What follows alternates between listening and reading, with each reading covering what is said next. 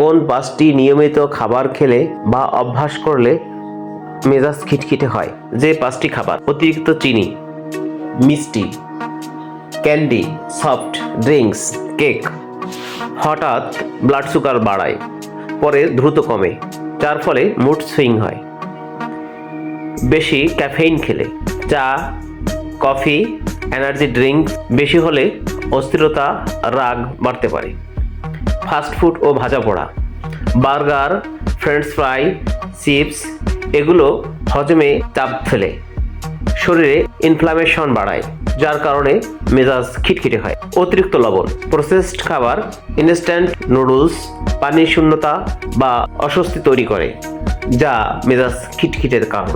অতিরিক্ত প্রসেসড মাংস, সতেজ সালামি কিছু মানুষের ক্ষেত্রে মাথা ভার, মুড খারাপ হতে পারে। অ্যালকোহল সাময়িকভাবে শান্ত থাকলেও পরে রাগ, হতাশ, অস্থিরতা বাড়ায়। কেন এমন হয়? এই খাবারগুলো হরমোনের ভারসাম্য নষ্ট করে, ব্লাড সুগার ওঠানামা করায়, ঘুম ও হজমে সমস্যা তৈরি করে। চোখ রাখুন গুডউইল ডায়েরি, সাবস্ক্রাইব করে রাখুন। ধন্যবাদ।